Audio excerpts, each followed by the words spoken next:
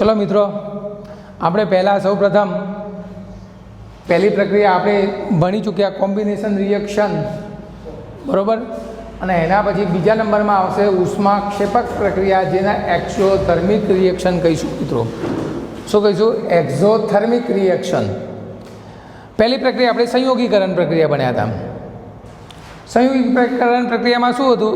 એક કે બે કે તેથી વધુ પ્રક્રિયકો એકબીજા સાથે જોડાઈને માત્ર એક જ નિપજનું નિર્માણ કરે તેવી રાસાયણિક પ્રક્રિયાને આપણે શું કીધું હતું?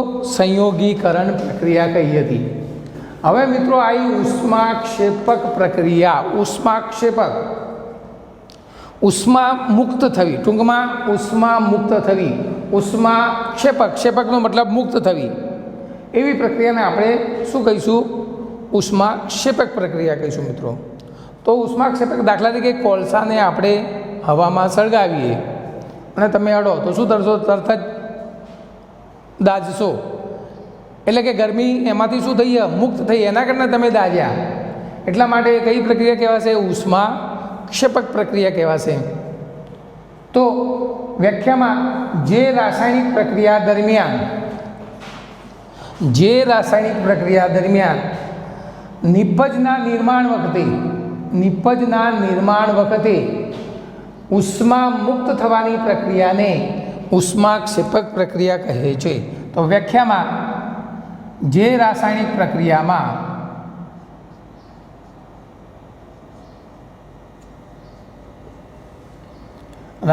પ્રક્રિયા દરમિયાન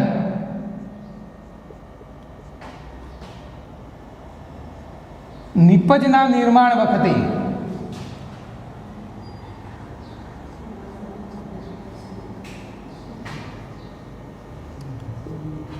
ઉર્જા મુક્ત થવાની પ્રક્રિયાને, ઉર્જા લખો અથવા ઉષ્મા લખો, જે લખો ચાલશે. ઉર્જા કૌંસમાં ઉષ્મા મુક્ત થવાની રાસાયણિક પ્રક્રિયાને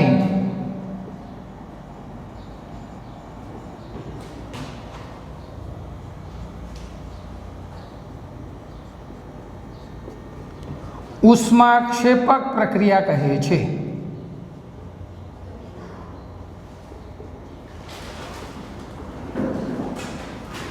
ટૂંકમાં યાદ રાખો મિત્રો, ઉષ્માક્ષેપક, ઉષ્મા મુક્ત થવી, પણ ક્યારે?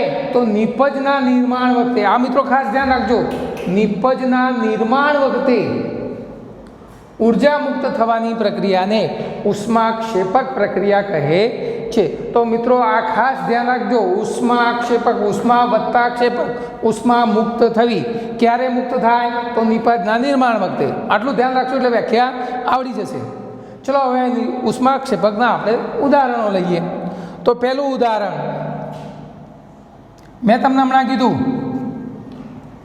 કાર્બન, કોલસાને આપણે હવામાં દહન કરીએ.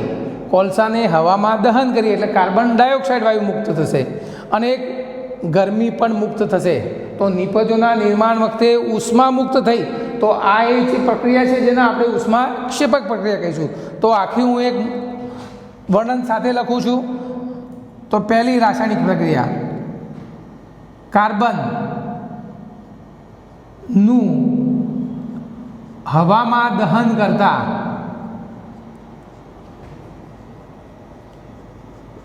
કાર્બન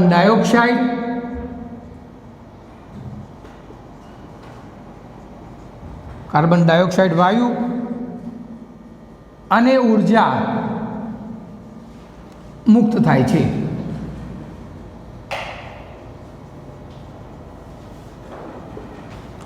ઉર્જા મુક્ત થઈ એટલે કઈ પ્રક્રિયા થઈ મિત્રો? ઉષ્માક્ષેપક.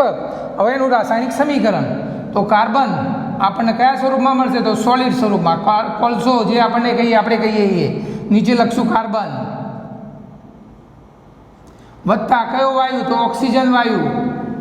હવામાં દહન કરતા, હવામાં એટલે કયો વાયુ? તો ઓક્સિજન, ગેસીસ સ્વરૂપમાં છે ઓક્સિજન. આ બંને વચ્ચે દહનની પ્રક્રિયા થઈ તો એને મળશે આપણને કાર્બન ડાયોક્સાઇડ. આ નિપજ પ્રાપ્ત થઈ, વાયુ પ્રાપ્ત થયો અને એની જોડે જોડે ઉર્જા મુક્ત થાય છે મિત્રો.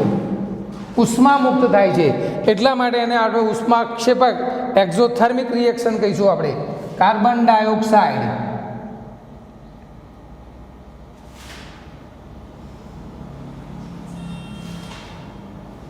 આ એનું સામાન્ય ઉદાહરણ. ટૂંકમાં સળગવાની પ્રક્રિયાને, બધી જે સળગવાની પ્રક્રિયાઓ છે એ બધી પ્રક્રિયાઓ કઈ પ્રક્રિયાઓ છે? ઉષ્માક્ષેપક.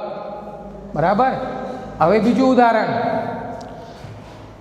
આપણે ઘરમાં રાંધીએ છીએ, કોઈક સળગાવીએ છીએ, ગેસમાં એલપીજી બર્તન હોય છે, એલપીજી ગેસ હોય છે, જે લિક્વિડ પેટ્રોલિયમ ગેસ, જેને આપણે કહીશું લિક્વિફાઈડ પેટ્રોલિયમ ગેસ, અને એક બીજો ગેસ સીએનજી. આ બંનેમાં સીએનજીમાં મુખ્યત્વે કયો વાયુ રહેલો છે? તો મિથેન. તો બીજું ઉદાહરણ મિથેન, CH4, મિથેનનું અણુસૂત્ર CH4 ગેસીસ સ્વરૂપમાં છે, એટલે જી લખશું આપણે. એનું હવામાં દહન કરીએ મિત્રો, એનું હવામાં આપણે શું કરીએ?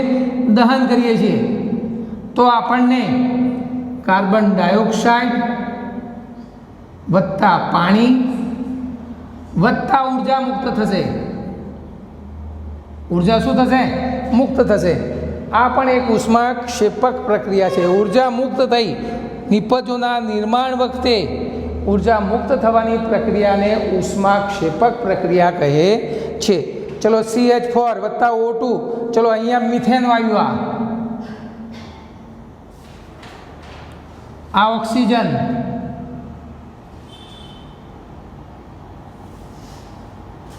કાર્બન ડાયોક્સાઇડ,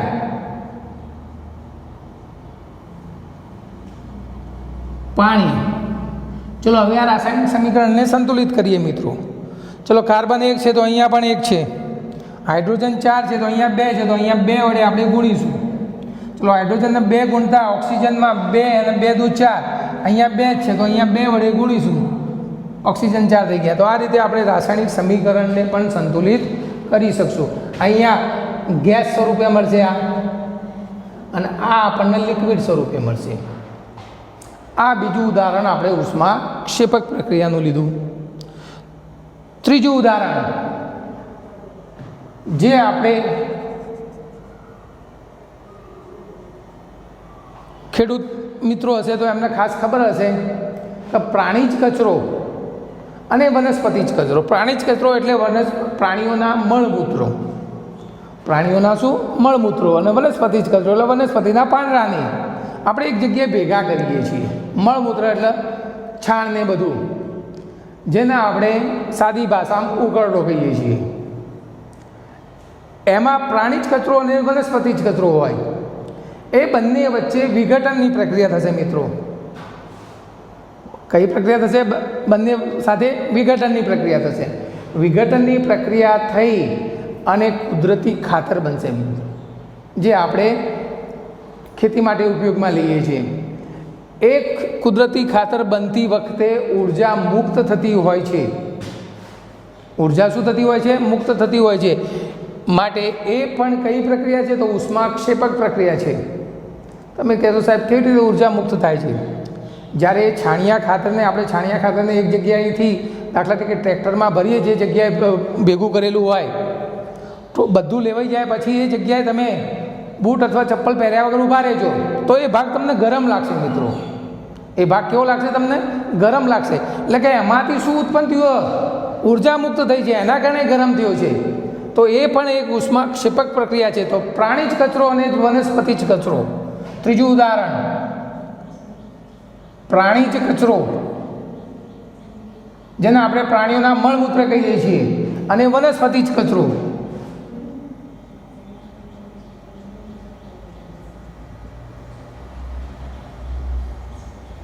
વચ્ચે વિઘટનની પ્રક્રિયા થઈ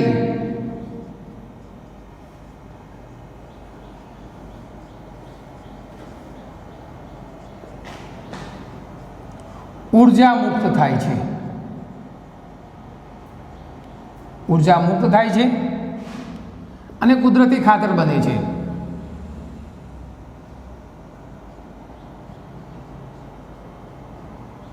આ એનું ત્રીજું ઉદાહરણ. ઉષ્માક્ષેપક પ્રક્રિયા એટલે શું? એના ઉદાહરણ સાથે સમજાવો. તો આ એનું ત્રીજું ઉદાહરણ. ચોથું ઉદાહરણ મિત્રો ખાસ, શ્વસન એ એક વાક્યના પ્રશ્ન તરીકે પૂછી શકે, શ્વસન એ કેવી પ્રક્રિયા છે? તો શ્વસન એ ઉષ્માક્ષેપક પ્રક્રિયા છે, એક વાક્યના પ્રશ્ન તરીકે. અથવા 2 ગુણમાં પૂછે કે શ્વસન એ ઉષ્માક્ષેપક પ્રક્રિયા છે, સમજાવો. 2 ગુણમાં પણ પૂછી શકે અને 1 ગુણમાં પણ પૂછી શકે શ્વસન એ કેવી પ્રક્રિયા છે? તો ઉષ્માક્ષેપક પ્રક્રિયા છે. તો શ્વસન એ કેવી રીતે ઉષ્માક્ષેપક પ્રક્રિયા છે સમજો મિત્રો. ખાસ આપણે હું જે બોલું છું, તમારી આગળ જે ચાલું છું, કાર્ય કરું છું, એ બધું શેના દ્વારા થાય છે? તો ખોરાક દ્વારા. તો મેં ખોરાક લીધો, હું ખોરાક લઉં છું ત્યારે ખોરાકનું પાચન થાય છે.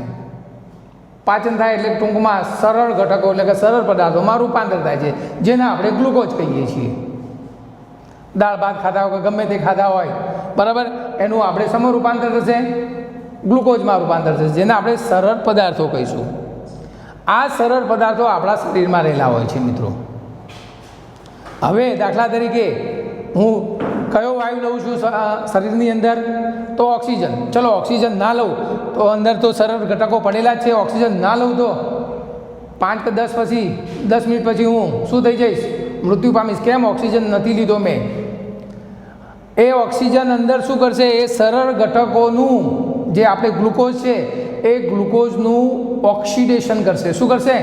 ઓક્સિડેશન કરશે. અને ઓક્સિડેશન કરી અને આપણને એક ઉર્જા આપશે, શક્તિ આપશે, તાકાત આપશે. માટે શ્વસન એ અને ઉર્જા મુક્ત થઈ, એ ઉર્જા મુક્ત થઈ એટલે એ શું કહેવાય? ઉષ્માક્ષેપક. તો શ્વસન એ શું છે? ઉષ્માક્ષેપક પ્રક્રિયા છે. તો આપણે ખોરાકમાં કયા પદાર્થો લઈએ છીએ? તો મુખ્યત્વે કાર્બોદિત, અને અન્ય ઘટકો તો ખરા જ. તો કાર્બોદિત પદાર્થો છે એ કાર્બોદિત પદાર્થો ખોરાકમાં લઈએ છીએ આપણે. ખોરાકમાં ચલો આ કાર્બોદિત પદાર્થોનું વિઘટન થઈ સમરૂપાંતર થશે તો સરળ પદાર્થોમાં અથવા સરળ ઘટકોમાં લખશો તો ચાલશે. એટલે ટૂંકમાં ખોરાકનું શું કર્યું? આપણે પાચન કર્યું કહેવાય. અને એક સરળ ઘટકોમાં રૂપાંતર થશે, જેને આપણે ગ્લુકોઝ કહીશું. પ્રવાહી સ્વરૂપે મળશે આપણને. એનું અણુસૂત્ર છે C6H12O6 અને એ જલીય દ્રાવણ સ્વરૂપમાં હશે, આપણા પ્રવાહી સ્વરૂપે હશે આપણા શરીરમાં. ચલો હવે આપણા શરીરમાં ગ્લુકોઝ રહેલો છે, એ ગ્લુકોઝનું ઓક્સિડેશન કોણ કરશે? તો ઓક્સિજન, આપણો જે આપણે શ્વાસમાં લઈએ છીએ એ વાયુ. જો ઓક્સિજન ના જવા દઉં તો આ ગ્લુકોઝનું વિઘટન થશે નહીં. અને એ વિઘટન થઈ અને કોઈક વાયુ બહાર નીકળે છે. તો કયો વાયુ? કાર્બન ડાયોક્સાઇડ વાયુ બહાર નીકળશે, પાણી બનશે અને ઉર્જા શું થશે? મુક્ત થશે. અને એના કારણે મારામાં શું રહેશે? તાકાત રહેશે. હું ખાઈશ તો જ તાકાત રહેશે. ન ખાવું તો મને અઠવાડિયા સુધી ખાવા ન આપવામાં આવે તો એનું ગ્લુકોઝમાં રૂપાંતર થશે નહીં. ગ્લુકોઝનું ઓક્સિજન કરશે નહીં અને ઉર્જા મુક્ત થશે નહીં, પછી તાકાત રહેશે નહીં. તો આ રીતે ઉર્જા મુક્ત થશે. તો શ્વસન એ પણ શું છે? ઉષ્માક્ષેપક પ્રક્રિયા છે. તો જુઓ એનું રાસાયણિક સમીકરણ મિત્રો. આપણે શરીરમાં કયું શું રહેલું છે? તો ગ્લુકોઝ. તો ગ્લુકોઝનું સૂત્ર છે C6H12O6, જેને આપણે ગ્લુકોઝ કહીશું. અને કયા સ્વરૂપે હશે? તો એક્વસ ફોર્મમાં, જલીય દ્રાવણ સ્વરૂપમાં. ચલો હવે હું કયો વાયુ લઉં છું? તો ઓક્સિજન. હા, લેતો ઓક્સિજન વાયુ, પણ જ્યારે ગ્લુકોઝ સાથે સંયોજાશે ત્યારે જલીય સ્વરૂપમાં થઈ જશે, એટલે કે દ્રાવણ સ્વરૂપમાં થઈ જશે. તો અહીંયા ઓક્સિજનને આપણે એક્યુ સ્વરૂપમાં લખવું પડશે, કારણ કે જ્યારે આની સાથે સંયોજાશે ત્યારે એક્વાસ ફોર્મમાં આવી જશે. ચલો આ બંને વચ્ચે રાસાયણિક પ્રક્રિયા થઈ. ચલો હવે અંદર લીધો ઓક્સિજન, બહાર નીકળશે કયો? તો કાર્બન ડાયોક્સાઇડ CO2 વત્તા પાણી, થોડા પ્રમાણમાં પાણી છૂટું પડશે, વત્તા કયો શું મુક્ત થશે? જે આપણે ખાસ જરૂર છે એ ઉર્જા, શક્તિ માટે, તાકાત માટે. આપણી મસ્તી કરવા માટે પણ શું જોઈએ? તાકાત. જો તાકાત, ઉર્જા નહીં હોય તો તમે મસ્તી પણ કરી શકશો નહીં. તો આ રીતે ઉર્જા મુક્ત થાય છે. કઈ ક્રિયા દરમિયાન? શ્વસનની ક્રિયા દરમિયાન. તો શ્વસન એ કઈ પ્રક્રિયા છે? તો ઉષ્માક્ષેપક પ્રક્રિયા છે મિત્રો. ખાસ હવે આ સમીકરણને આપણે સંતુલિત કરીશું. ચલો સંતુલિત કરવા માટે અહીંયા કાર્બન 6 છે તો અહીંયા નિપજોમાં 1 દેખાય છે, તો એને 6 લાખ કરવા માટે 6 વડે આપણે શું કરશું? ગુણીશું. તો 6 કાર્બન થઈ ગયા. ચલો અહીંયા હાઇડ્રોજન, ચલો પહેલાં 1 છે એને લઈ લઈશું, પછી ઓક્સિજન. કાર્બન 1 હતો, ચલો હાઇડ્રોજન 1 છે, તો હાઇડ્રોજન અહીંયા 2 છે અને અહીંયા 12 છે. તો ચલો ત્યાં 12 કરવા માટે કેટલા વડે ગુણીશું? તો 6 દુ 12. તો અહીંયા પણ 6 વડે આપણે એને શું કરશું? ગુણીશું. ચલો હાઇડ્રોજન અને ઓક્સિજન સરખા થઈ ગયા, અરે કાર્બન અને હાઇડ્રોજન સરખા થઈ ગયા. હવે ઓક્સિજન, ચલો અહીંયા ઓક્સિજન 6 વત્તા 2 8, અહીંયા 6 દુ 12, 12 ને 6 18. અહીંયા ઓક્સિજનનું પ્રમાણ વધારે છે, જ્યારે અહીંયા ઓક્સિજનનું પ્રમાણ ઓછું છે. તો હવે અહીંયાથી અહીંયા આવશું. ચલો અહીંયા 6, હવે અહીંયા આમાં કોઈ ફેરફાર થશે નહીં. જો અહીંયા ફેરફાર કરશું તો કાર્બન અને હાઇડ્રોજનમાં પાછો ફેરફાર થઈ જશે. તો અહીંયા ઓક્સિજન આપણી પાસે કેટલા છે? 6, અને અહીંયા 2, 6 વત્તા 2 એટલે કેટલા થયા? 8. અહીંયા ટોટલ કેટલા હતા? તો 6 12 ઓક્સિજન અને અહીંયા 6 ઓક્સિજન. 6 વત્તા 12 એટલે ટોટલ કેટલા થયા હતા? 18. તો અહીંયા 18 કરવા માટે 6 છે, આમાં હવે 12 લાવશું તો 18 થઈ જશે. 2 તો છે જ, તો કેટલા વડે ગુણીશ? અહીંયા 6 વડે ગુણીશ. તો 6 દુ 12, 12 વત્તા 6 એટલે 18 ઓક્સિજન થઈ ગયા. તો આ રીતે રાસાયણિક સમીકરણને સંતુલિત પણ કરતા આવડતું હોવું જોઈએ. મિત્રો, આ પ્રક્રિયા, શ્વસનની પ્રક્રિયા એ ઉષ્માક્ષેપક પ્રક્રિયા છે, જેનું મંદ દહન થાય છે. આ પ્રક્રિયા મંદ દહન થાય છે. જો ઝડપી દહન થાય તો આપણે સળગવા માંડીએ આપમેળે, જેમ કોલસો સળગે એમ. પણ અહીંયા ખોરાકનું મંદ દહન થાય છે, એટલા માટે આ શ્વસન એ ઉષ્માક્ષેપક પ્રક્રિયા છે. માટે આ 2 ગુણમાં પણ પ્રશ્ન લખતા આવડતો હોવો જોઈએ. ચલો મિત્રો, આપણે રાસાયણિક પ્રક્રિયાઓના પ્રકારમાં ટાઈપ્સ ઓફ કેમિકલ રિએક્શનમાં પહેલાં આપણે સંયોગીકરણ પ્રક્રિયા ભણ્યા, બીજા નંબરમાં આપણે ઉષ્માક્ષેપક પ્રક્રિયા ભણ્યા. હવે ત્રીજા નંબરની આવી છે વિઘટન પ્રક્રિયા. વિઘટન પ્રક્રિયા જેના આપણે કહીશું ડીકમ્પોઝિશન રિએક્શન. હવે આ પ્રક્રિયા કેવી રીતે થાય છે મિત્રો, એ જોઈએ આપણે. તો સૌપ્રથમ આપણે સંયોગીકરણ પ્રક્રિયા ભણી ચૂક્યા હતા, તમને યાદ હશે. સંયોગીકરણ પ્રક્રિયામાં શું હતું કે 2 કે તેથી વધુ પ્રક્રિયકો, ચલો અહીંયા લખું છું મિત્રો, ધ્યાન આપો. સંયોગીકરણ પ્રક્રિયા સમજાવું છું પહેલાં. સંયોગીકરણ પ્રક્રિયા શું હતી મિત્રો? 2 કે તેથી વધુ પ્રક્રિયકો એકબીજા સાથે જોડાઈને, 2 કે તેથી વધુ પ્રક્રિયકો એકબીજા સાથે જોડાઈને માત્ર એક જ નિપજનું નિર્માણ કરે તેવી પ્રક્રિયાને આપણે શું કીધું હતું મિત્રો? સંયોગીકરણ પ્રક્રિયા. હવે આ વિઘટન પ્રક્રિયા છે એ સંયોગીકરણ પ્રક્રિયાથી તદ્દન ઉલટી છે મિત્રો, તદ્દન ઉલટી. એટલા માટે મેં પહેલાં સંયોગીકરણ પ્રક્રિયા સમજાવી ફરીથી. હવે વિઘટન પ્રક્રિયા હું પહેલાં શોર્ટ સ્વરૂપમાં લખું છું. જુઓ, વિઘટન પ્રક્રિયા. તો અહીંયા વિઘટન પ્રક્રિયાનું સમીકરણ લખું છું સમજવા માટે, ખાલી વ્યાખ્યા પછી આપી આપણે વિઘટન પ્રક્રિયા. ચલો, અહીંયા કેટલા પ્રક્રિયકો હતા? 2 કે તેથી વધુ પ્રક્રિયકો. એનાથી ઉલટું મેં કીધું તો અહીંયા એક જ પ્રક્રિયક હશે, તો અહીંયા સંયોજન હશે.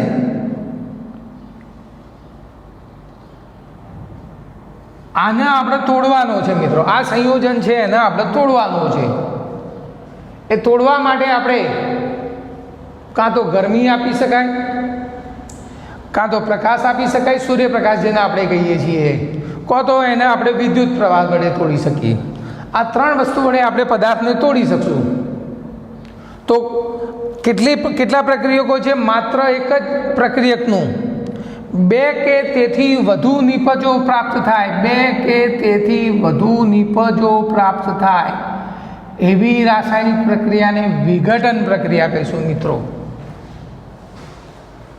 વિઘટન પ્રક્રિયા એટલે શું? પહેલાં એનું ઉદાહરણ આપું છું, પછી એની વ્યાખ્યા લખું છું મિત્રો.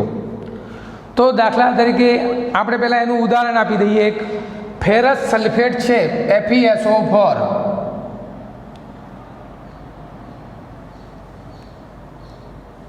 ફેરસ સલ્ફેટ, જે આપણને ઘન સ્વરૂપે મળશે. આપણને આછા લીલા રંગનો છે. કેવા રંગનો છે? આછા લીલા રંગનો છે. ફેરસ સલ્ફેટ, જેને આપણે કહીશું. ચલો, એક જ પ્રક્રિયક છે. એને તોડવા માટે, આ પદાર્થને તોડવા માટે મિત્રો આપણે આપીશું ગરમી, ઉષ્મા, ગરમી આપશું. ચલો, ગરમી આપશું એટલે આ પદાર્થ તૂટશે.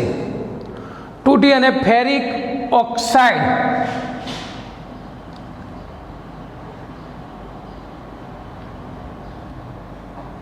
ફેરિક ઓક્સાઇડ Fe2O3 શું બનશે? Fe2O3 વત્તા, ચલો આ પણ કયા સ્વરૂપમાં છે? ઘન સ્વરૂપમાં છે. વત્તા સલ્ફર ડાયોક્સાઇડ વાયુ અને સલ્ફર ટ્રાયોક્સાઇડ વાયુ SO3 ગેસ.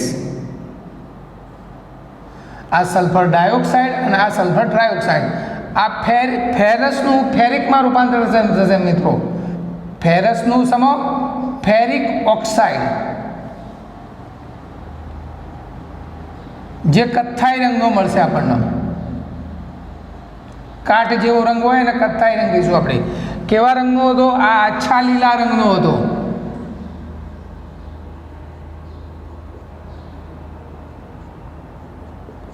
એનું આપણે શું કર્યું? વિઘટન કર્યું મિત્રો કહેવાય. એનું વિઘટન કહીશું આપણે.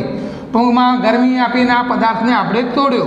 તોડી અને 2 કે તેથી વધુ નિપજો પ્રાપ્ત થઈ મિત્રો. જુઓ, 2 કે તેથી વધુ નિપજોમાં એક સલ્ફર ડાયોક્સાઇડ વિશિષ્ટ પ્રકારની વાસ ધરાવશે અને એક સલ્ફર ટ્રાયોક્સાઇડ.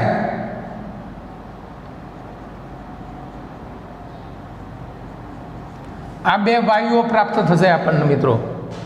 તો હવે આ જે છે પ્રક્રિયા વિઘટન પ્રક્રિયા છે મિત્રો.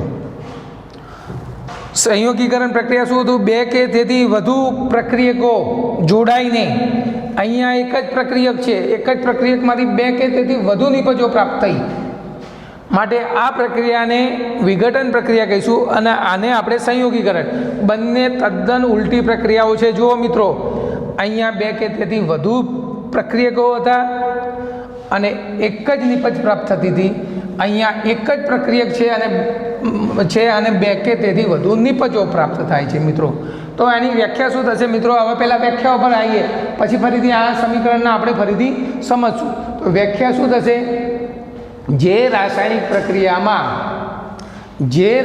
પ્રક્રિયામાં એક પ્રક્રિયકનું, આજે એક જ પ્રક્રિયકનું શું થશે?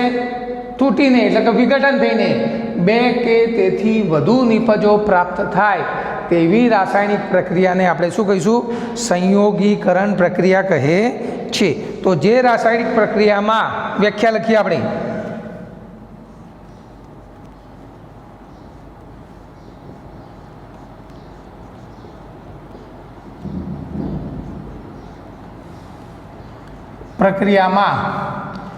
એક જ નિપજમાંથી, એક જ પ્રક્રિયકમાંથી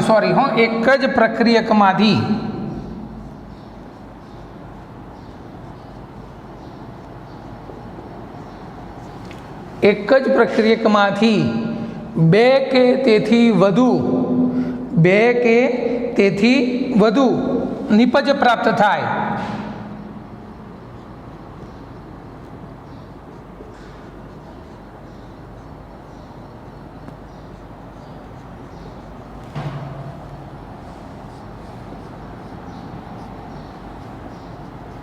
તેવી રાસાયણિક પ્રક્રિયાને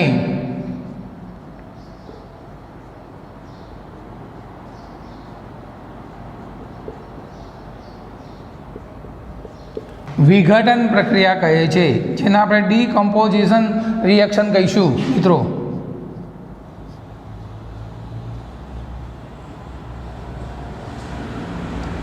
ચલો આને બીજી રીતે વ્યાખ્યા આપવી છે.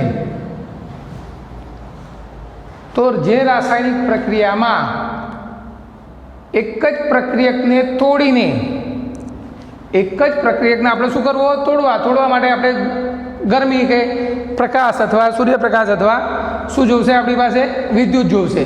તો એક જ પ્રક્રિયકને તોડીને તેના નાના અણુઓમાં રૂપાંતર થવાની પ્રક્રિયાને વિઘટન પ્રક્રિયા કહે છે મિત્રો.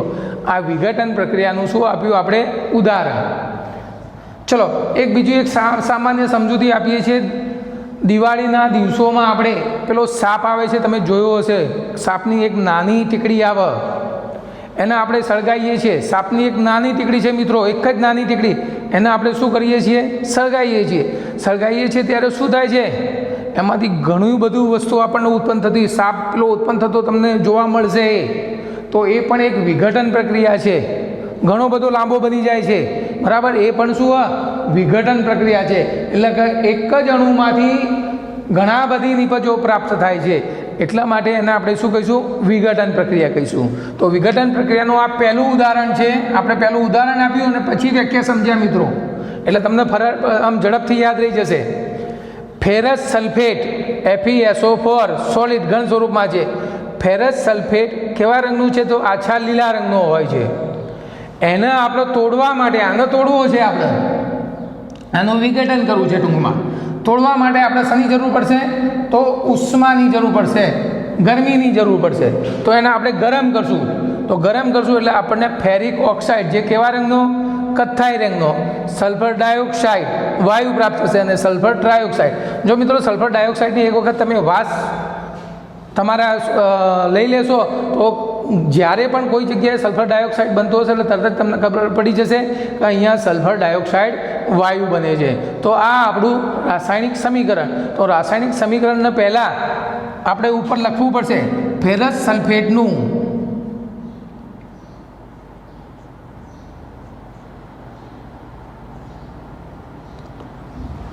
વિઘટન કરતા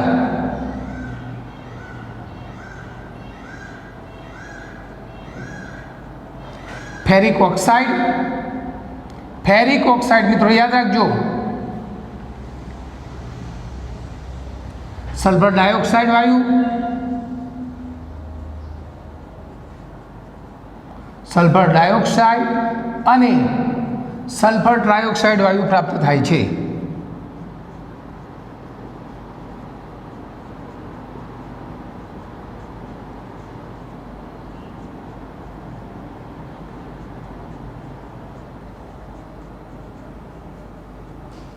આ પહેલું ઉદાહરણ. આપણે 2 થી 3 થી 4 ઉદાહરણો આપી દેવાની વ્યાખ્યા, અને પછી એના 3 થી 4 ઉદાહરણો આપી દઈશું મિત્રો.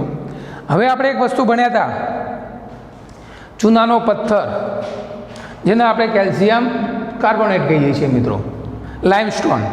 એને શું કહીશું આપણે? લાઇમસ્ટોન. તો ચૂનાના પથ્થરને આપણે, મેં તમને વાત કરી હતી કે ચૂનાનો પથ્થરને આપણે ચૂનાની ભઠ્ઠીમાં શું કરવામાં આવે? ગરમ કરવામાં આવે. ચૂનાની ભઠ્ઠીમાં શું કરશું? આપણે ગરમ કરશું. હવે ચૂનાની ભઠ્ઠીમાં ગરમ કરતાં આપણને સફેદ પાવડર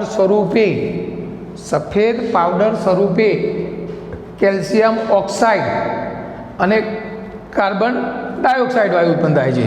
ચલો, એક જ પદાર્થ હતો, એક જ પ્રક્રિયક હતો, એમાંથી આપણને 2 થી 3 નિપજો પ્રાપ્ત થઈ. એટલા માટે એ પણ શું પ્રક્રિયા છે? તો વિઘટન પ્રક્રિયા છે. તો કેલ્શિયમ કાર્બોનેટને આપણે ચૂનાનો શું કહીશું? પથ્થર અથવા લાઇમસ્ટોન. આનું વૈજ્ઞાનિક નામ છે કેલ્શિયમ કાર્બોનેટ, CO3 એટલે કેલ્શિયમ કાર્બોનેટ. કેલ્શિયમ કાર્બોનેટ કયા સ્વરૂપમાં હશે? તો મિત્રો ઘન સ્વરૂપમાં હશે. કેલ્શિયમ કાર્બોનેટ વત્તા, અને એને સાથે એને પણ ઊંચા તાપમાને આપણે શું કરવાનું છે? ગરમ કરવાનું છે. એટલે શું આપવાની છે? ગરમી આપવાની છે, ઉષ્મા આપવાની છે. ચલો, આ કયા સ્વરૂપ હશે? કેલ્શિયમ કાર્બોનેટ તો સોલિડ સ્વરૂપ એટલે કે ઘન સ્વરૂપમાં હશે. હવે એને આપણે ગરમ કરતા, જેને આપણે કીધું તો કાળી ચૂનો CaO, એ પણ આપણને કયા સ્વરૂપે પ્રાપ્ત થશે મિત્રો? તો ઘન સ્વરૂપે, જેને આપણે કેલ્શિયમ ઓક્સાઇડ કહીશું. કેલ્શિયમ ઓક્સાઇડ વત્તા કાર્બન ડાયોક્સાઇડ વાયુ આપણને પ્રાપ્ત થશે. કાર્બન ડાયોક્સાઇડ વાયુ. ચલો, એક જ પ્રક્રિયકમાંથી બે કે તેથી વધુ નિપજો પ્રાપ્ત થઈ, એટલા માટે આ પ્રક્રિયાને પણ આપણે શું કહીશું મિત્રો? વિઘટન પ્રક્રિયા. આ વિઘટન પ્રક્રિયાનું બીજું ઉદાહરણ. હવે તમને મિત્રો આનું વર્ણન લખતા આવડતું હોવું જોઈએ અને સંતુલિત કરતા આવડતું હોવું જોઈએ. સંતુલિત ખાસ કરવાનું છે મિત્રો, ખાસ યાદ રાખજો. તો ચલો અહીંયા પહેલાં આ સમીકરણને સંતુલિત કરી દઈએ. આ સમીકરણ આપણે સંતુલિત નહોતું કર્યું આપણે.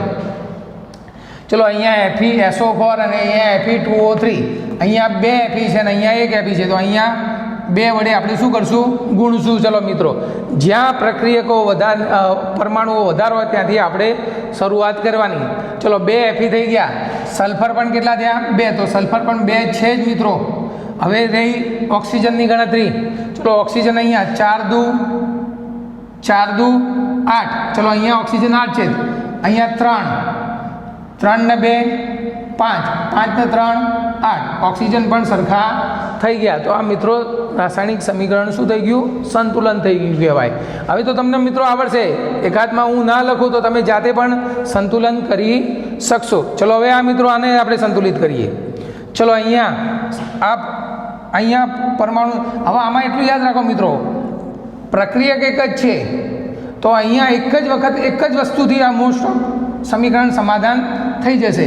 ચલો અહીંયા કેલ્શિયમ 1 છે તો 1, કાર્બન 1, ઓક્સિજન 1 + 2 3. રાસાયણિક સમીકરણ સંતુલિત છે જ મિત્રો. હવે ત્રીજું ઉદાહરણ એનું વિઘટન પ્રક્રિયાનું ત્રીજું ઉદાહરણ.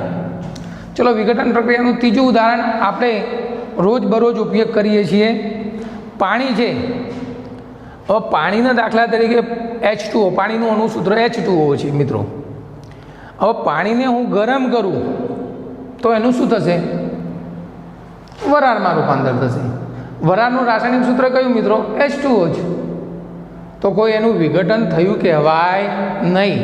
એટલે કે પાણીને ગરમી આપવાથી, ઉષ્મા આપવાથી એનું વિઘટન થતું નથી મિત્રો.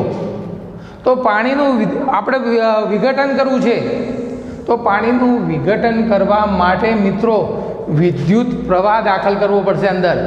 અને આના પછી આપણે પ્રવૃત્તિ ભણવાની જ છે. પાણીનું વિઘટન કરવા માટે આપણે શું પસાર કરવું પડશે? પાણીમાં વિદ્યુત પ્રવાહ પસાર કરીશું એટલે આપમેળે પાણીનું હાઇડ્રોજન અને ઓક્સિજનમાં શું થઈ જશે? રૂપાંતર થઈ જશે. તો H2Oનું હાઇડ્રોજન અને ઓક્સિજનમાં રૂપાંતર થાય. એક પ્રક્રિયકમાંથી 2 નિપજો પ્રાપ્ત થઈ, તો એ પણ પ્રક્રિયા કેવી કહેવાશે? વિઘટન. પણ મિત્રો યાદ રાખજો, ફક્ત ગરમીથી જ વિઘટન થતું નથી. વિદ્યુત પ્રવાહથી પણ શું થયું? વિઘટન થયું. તો પાણીનું વિઘટન, તો પાણીનું અણુસૂત્ર આપણે જાણીએ છીએ H2O. કયા સ્વરૂપમાં હશે? લિક્વિડ સ્વરૂપમાં હશે. ચલો આ પાણી છે.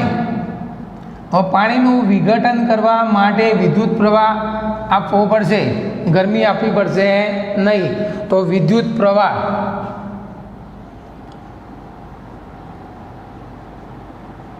અને એમાં પાણીની અંદર 2 થી 3 ટીપા મંદ સલ્ફ્યુરિક એસિડ H2SO4 ઉમેરવું પડે મિત્રો. મંદ H2SO4. કેમ?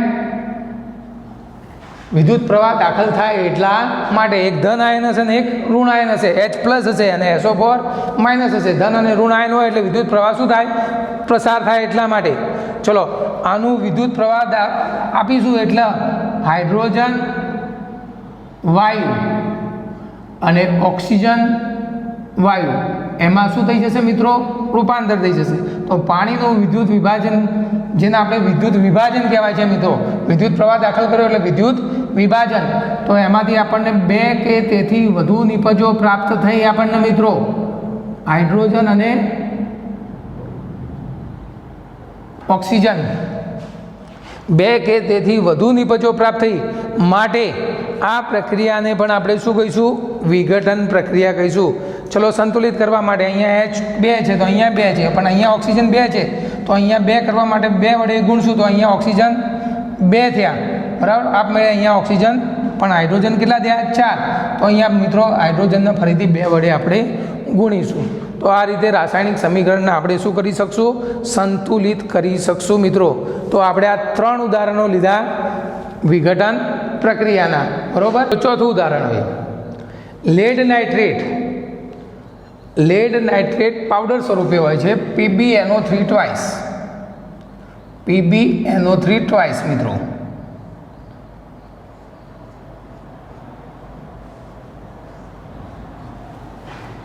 પાવડર સ્વરૂપે હશે એટલે સોલિડ સ્વરૂપમાં હશે.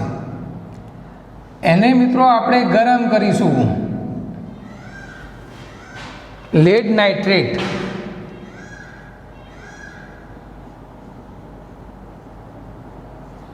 પાવડર સ્વરૂપે હશે, એને કસનળીમાં લઈ એને લેડ નાઇટ્રેટને આપણે શું કરશું મિત્રો? ગરમ કરશું. ગરમ કરશું એટલે આપણને લેડ ઓક્સાઇડ વત્તા નાઇટ્રોજન ડાયોક્સાઇડ વત્તા ઓક્સિજન વાયુ 2 કે તેથી વધુ નિપજો પ્રાપ્ત થશે મિત્રો. છે એક જ પ્રક્રિયક, એને આપણે ગરમ કરવાનો છે. લેડ નાઇટ્રેટને આપણે ગરમ કરશું એટલે આપણને મળશે લેડ ઓક્સાઇડ PbO વત્તા નાઇટ્રોજન ડાયોક્સાઇડ વત્તા ઓક્સિજન. લેડ ઓક્સાઇડ PbO વત્તા નાઇટ્રોજન ડાયોક્સાઇડ NO2 વત્તા ઓક્સિજન વાયુ 2 કે તેથી વધુ નિપજો પ્રાપ્ત થઈ મિત્રો. આ લેડ ઓક્સાઇડ આપણને ઘન સ્વરૂપમાં મળશે, નાઇટ્રોજન ડાયોક્સાઇડ આપણને વાયુ સ્વરૂપમાં મળશે અને ઓક્સિજન પણ આપણને વાયુ સ્વરૂપમાં મળશે. આમાંથી કથ્થાઈ રંગના, કેવા રંગના મિત્રો? કથ્થાઈ રંગના ધુમાડો બહાર નીકળશે.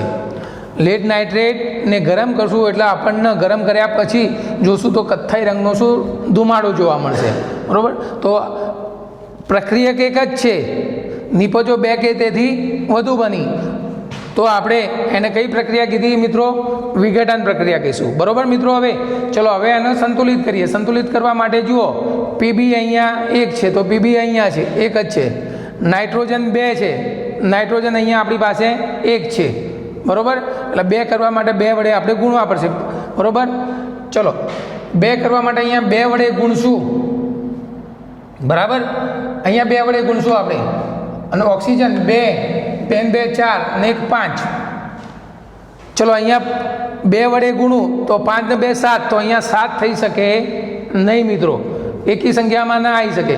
માટે પહેલાં આના આપણે 2 વડે મિત્રો ગુણી કાઢીએ. ચલો 2 વડે ગુણીએ તો અહીંયા 2 Pb થઈ ગયા મિત્રો. હવે ગણો નાઇટ્રોજન, Pb તો સરખા થઈ ગયા. નાઇટ્રોજન 2 દુ 4, તો અહીંયા 4 વડે ગુણશું. તો ચલો 2 દુ 4 એટલે ચલો. હવે ઓક્સિજન 3 દુ 6, 6 દુ 12, તો ચલો અહીંયા ઓક્સિજન 2, 4 દુ 8, 8 ને 2 10, 10 ને 2 12. તો આ રીતે આપણે રાસાયણિક સમીકરણને સંતુલિત કરી શકશું. આ મળ્યો આપણને લેડ ઓક્સાઇડ મિત્રો, લેડ ઓક્સાઇડ. અને આમાંથી કેવા રંગના? કથ્થાઈ રંગના. આ નાઇટ્રોજન ડાયોક્સાઇડ, નાઇટ્રોજન ડાયોક્સાઇડ અને આ ઓક્સિજન વાયુ. શું લખશું આપણે? લેડ નાઇટ્રેટને ગરમ કરતા, કસનળીમાં ગરમ કરતા લેડ ઓક્સાઇડ, નાઇટ્રોજન ડાયોક્સાઇડ અને ઓક્સિજન વાયુ પ્રાપ્ત થાય છે અને કથ્થાઈ રંગનો શું ધુમાડો પ્રાપ્ત થાય છે. તો આ મિત્રો આ એનું ચોથું ઉદાહરણ. પાંચમું ઉદાહરણ મિત્રો, હવે આપણે જુઓ મિત્રો, પહેલાં આપણે ગરમી લીધી, બીજું આપણે વિદ્યુત પ્રવાહ દાખલ કર્યો, બરાબર. હવે ત્રીજી વસ્તુ આપણે સૂર્યપ્રકાશની હાજરીમાં કરવાનું છે મિત્રો. સૂર્યપ્રકાશની હાજરીમાં શું કરવાનું છે ખાસ ખબર રાખવાની છે. તો સિલ્વર ક્લોરાઇડ આવે છે, સિલ્વર ક્લોરાઇડ, બરાબર, જે સફેદ હશે. સિલ્વર ક્લોરાઇડ કેવા રંગનું હશે? તો સફેદ રંગનું હશે. તો silver chloride AgCl, Ag+1, Cl પણ -1, બંને વચ્ચે પ્રક્રિયા થશે એટલે AgCl. સિલ્વર ક્લોરાઇડ કયા સ્વરૂપમાં હશે? ઘન સ્વરૂપમાં હશે.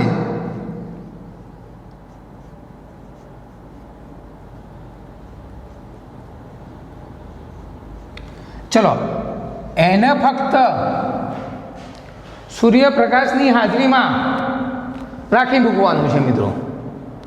શું કરવાનું છે? ફક્ત સૂર્યપ્રકાશની હાજરીમાં, એટલે કે એના ઉપર પ્રકાશ પડવા દેવાનો છે. સૂર્યપ્રકાશની હાજરી.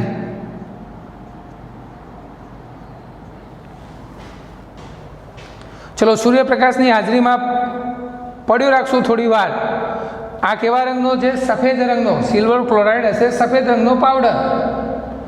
એક કાગળમાં સિલ્વર ક્લોરાઇડ લઈ લો તમે, તમને સફેદ રંગનો હશે. હવે એને ઉપર પાથરી દો, એના ઉપર, કાગળ ઉપર. ચલો, દરેક જગ્યાએ કાગળ ઉપર આપણે પાથરી દીધો. હવે એની ઉપર એક કોઈક નાની વસ્તુ વચ્ચોવચ્ચ મૂકી દો, જે ભાગમાં સૂર્યપ્રકાશ ન આપવો હોય એ ભાગમાં. દાખલા તરીકે આપણે મૂકી દીધી વીંટી. વીંટી છે એની ઉપર મૂકી દીધી. થોડી વાર આપણે સૂર્યપ્રકાશની હાજરીમાં આ આખો જે ભાગ છે એને મૂકી દઈશું. તો આ જે ભાગમાં સૂર્યપ્રકાશ પડ્યો હશે એ ભૂરા રંગનો થઈ જશે. કેવા રંગનો થઈ જશે? ભૂરા રંગનો. આપણને શું મળશે? સિલ્વર પ્રાપ્ત થશે આપણને.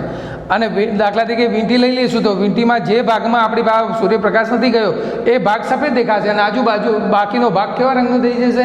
ભૂરા રંગનો થઈ જશે. તો તમને એક્ઝેક્ટ ખબર પડે. નહીં તો સફેદ હશે ને ભૂરા રંગનો થશે તો તમને એવી ને એવી વસ્તુ દેખાશે. તો સૂર્યપ્રકાશની હાજરીમાં આપણે રાસાયણિક પ્રક્રિયા થશે તો આપણને સિલ્વર પ્રાપ્ત થશે, જે કેવા રંગનું હશે? ભૂરા રંગનું હશે, જે સોલિડ સ્વરૂપે હશે. બરાબર. અને ક્લોરીન વાયુ ઉત્પન્ન થશે. કયો વાયુ ઉત્પન્ન થશે મિત્રો? ક્લોરીન વાયુ. બરાબર. તો આ સૂર્યપ્રકાશની હાજરીમાં પ્રક્રિયા કરી. ચલો સંતુલિત કરીએ. તો અહીંયા એજી એક છે, Cl 2 છે. તો અહીંયા 2 વડે આપણે ગુણશું તો એજી પણ 2 થઈ ગયા. તો આ એક જ પ્રક્રિયકમાંથી 2 કે તેથી વધુ નિપજનું નિર્માણ થયું. એટલે આવી પ્રક્રિયાને આપણે શું કહીશું? વિઘટન પ્રક્રિયા કહીશું મિત્રો. હવે એ જ રીતે જેમ એજી સિલ્વર ક્લોરાઇડ લીધો એમ સિલ્વર બ્રોમાઇડ લઈને આ જ સેમ પ્રક્રિયા થશે. અહીંયા પ્રાપ્ત થશે સિલ્વર, જે આપણને ઘન સ્વરૂપમાં, અને આ ક્લોરીન વાયુ છે આપણી પાસે. એ જ રીતે સેમ પ્રક્રિયા એ સિલ્વર બ્રોમાઇડ માટે થશે. એને પણ સૂર્યપ્રકાશની હાજરીમાં રાખશો તો એજી અને બ્રોમિન આપણને છૂટું પડશે. તો આ જે રાસાયણિક પ્રક્રિયાઓ થઈ એને આપણે વિઘટન પ્રક્રિયા કહીશું. ચલો, વિઘટન પ્રક્રિયા એક વખત ફરીથી મિત્રો સમજી લઈએ. વિઘટન પ્રક્રિયા સંયોગીકરણ પ્રક્રિયાથી કેવી પ્રક્રિયા છે? કોઈ પૂછે તો તમને તરત જ ખબર પડી જવી જોઈએ કે ઉલટી પ્રક્રિયા છે. વિઘટન પ્રક્રિયા થવા માટે એક ગરમી, સૂર્યપ્રકાશ અને એક વિદ્યુત પ્રવાહની જરૂર પડશે. તો જ મિત્રો વિઘટન થશે, નહીંતર વિઘટન થશે નહીં. તો વિઘટન પ્રક્રિયામાં જે રાસાયણિક પ્રક્રિયામાં એક જ પ્રક્રિયકમાંથી 2 કે તેથી વધુ નિપજ પ્રાપ્ત થાય તેવી રાસાયણિક પ્રક્રિયાને વિઘટન પ્રક્રિયા કહે છે. તો આ વિઘટન પ્રક્રિયા આપણે ભણી ચૂક્યા મિત્રો.